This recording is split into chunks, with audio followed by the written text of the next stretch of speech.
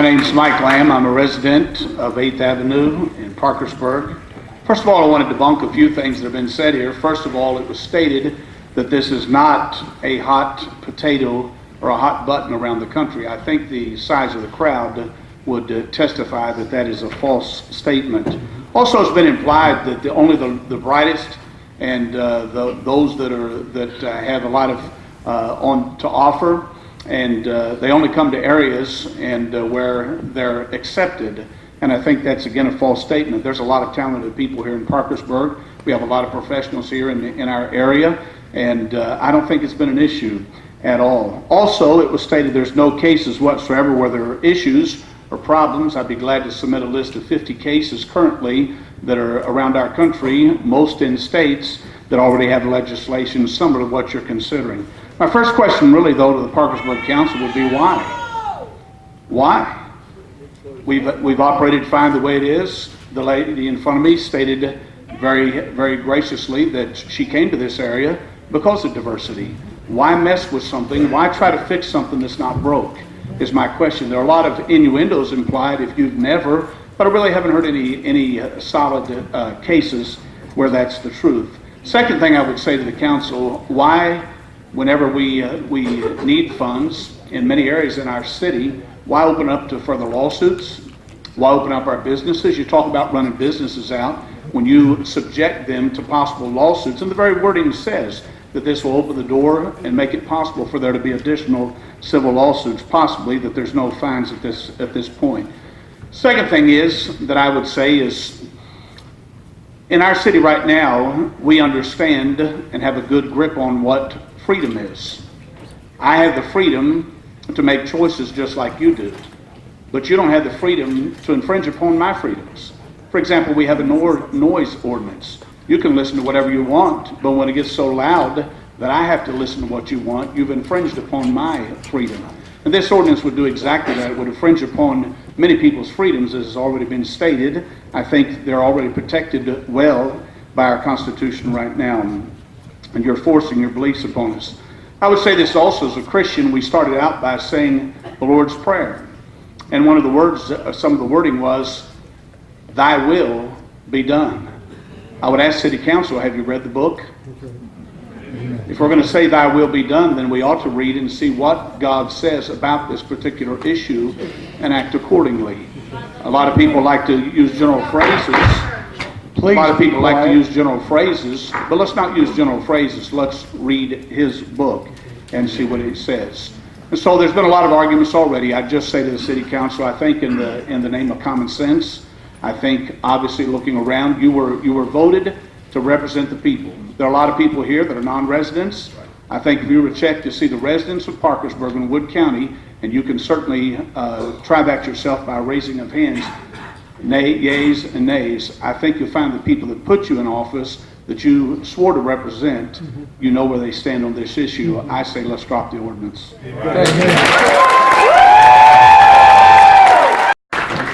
Thank you. I have a clock right on the wall. Thank you. Thank you for allowing us to speak tonight. Brian Harrell. I've lived here for 29 years. We're very, very heavily invested in our community, reaching into schools.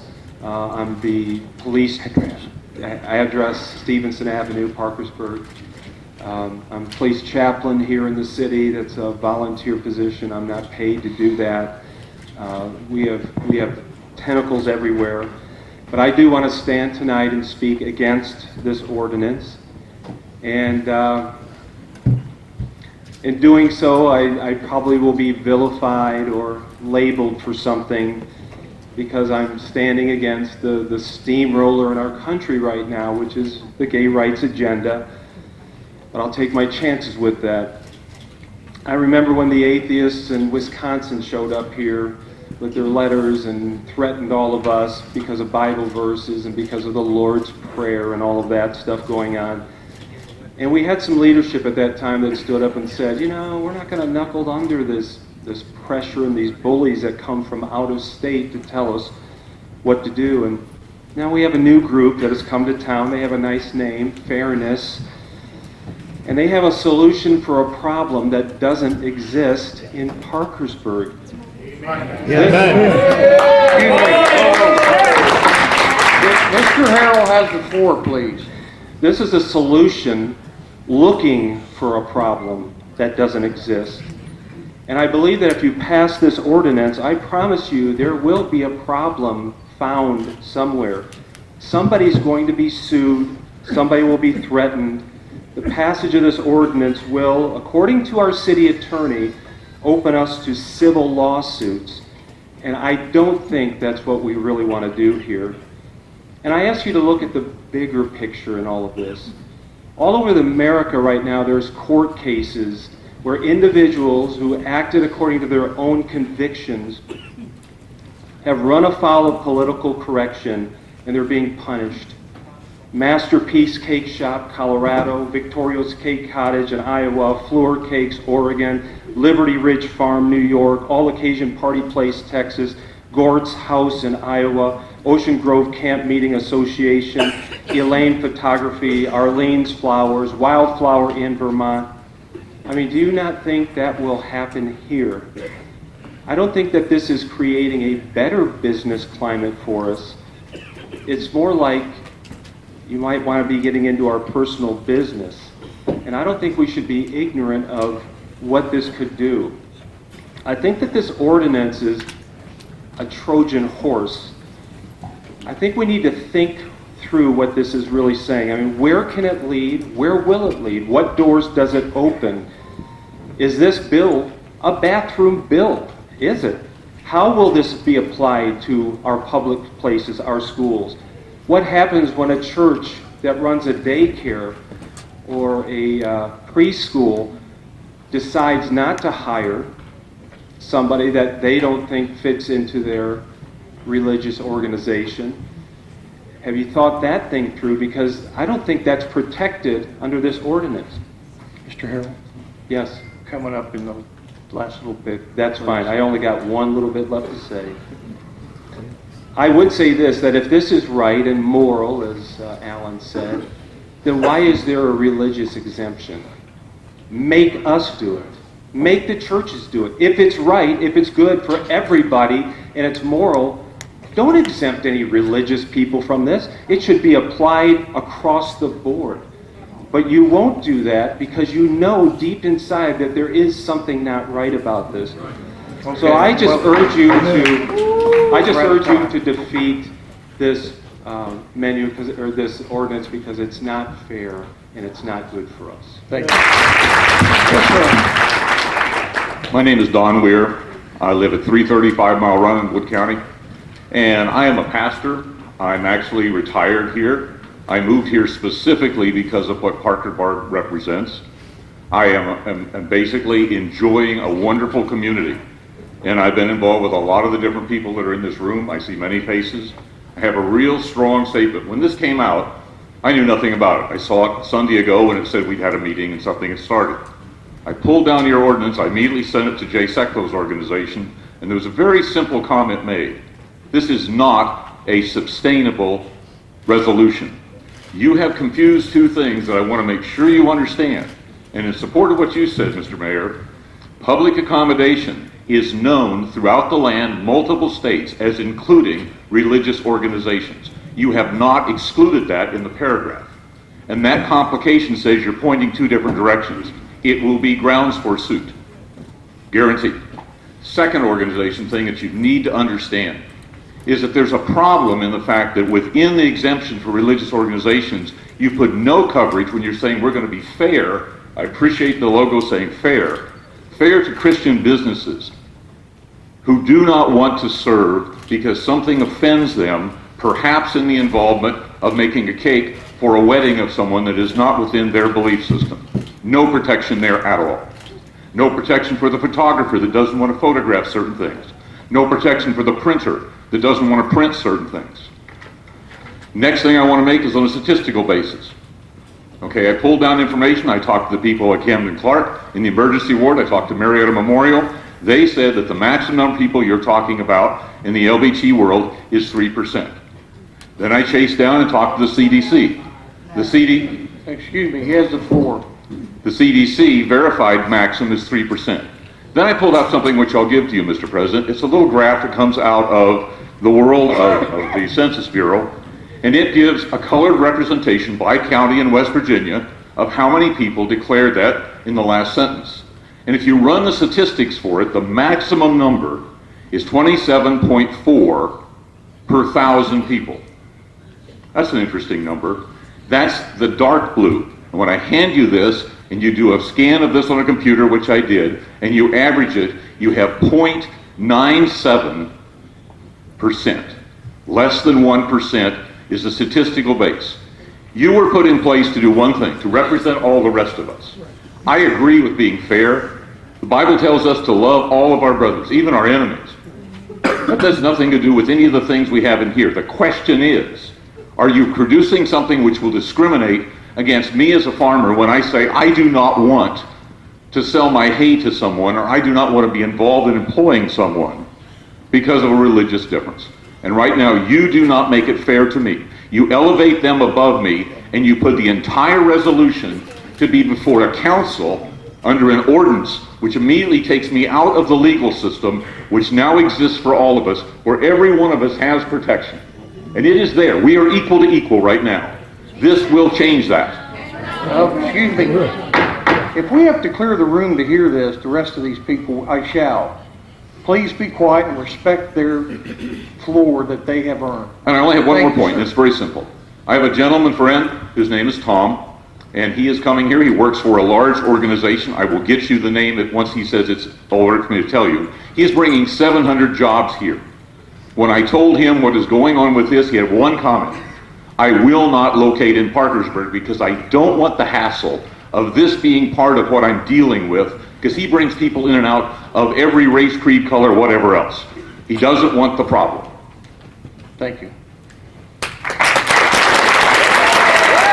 Please continue, state your name and address for the record. Okay, my name is Dan Stevens. I reside in Parkersburg at Cypress Street, and I want to thank you for this opportunity. I have prepared words so I don't take too much time, but Mr. Mayor, Council President, Council members, and guests, come here tonight because of the proposed ordinance that is very divisive, not unifying. There are serious concerns by many of the citizens of our beloved city. I love this city. I want to personally say thank you to all of you in this city. I've been here for 14 years, and I feel like it's one of the finest cities that I've ever lived in. I've lived in a lot of large cities across the nation, and I believe that this is one of the finest.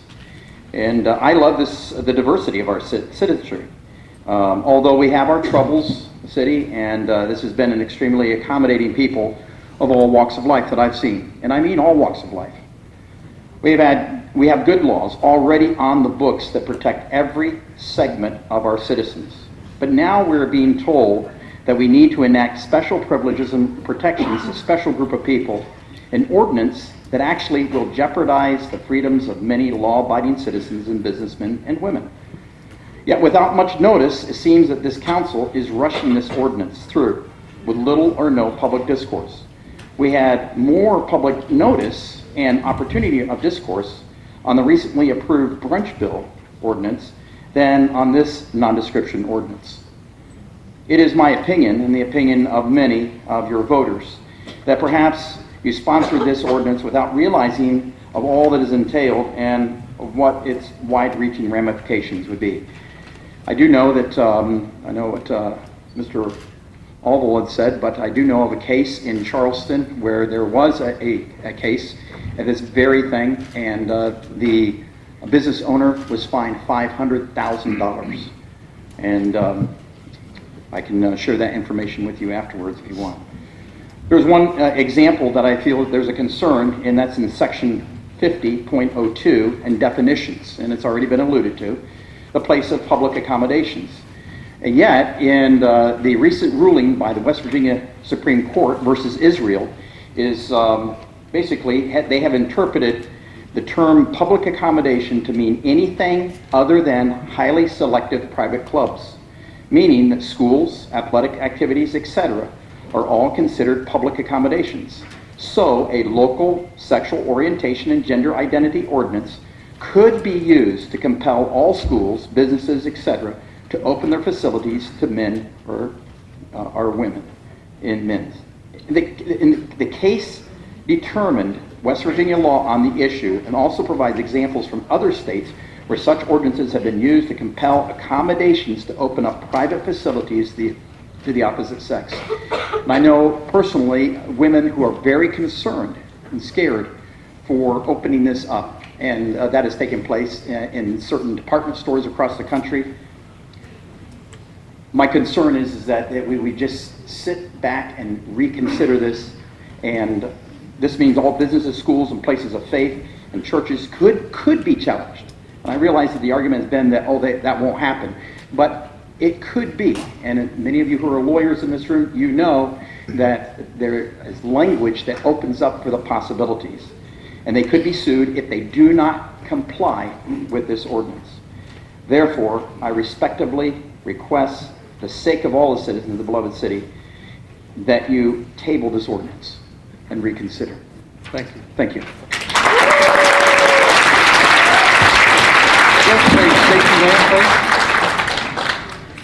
And address. Good evening. My name is Diane Wooten, and I lived in Vienna, West Virginia. Is this better? I lived in Vienna, West Virginia.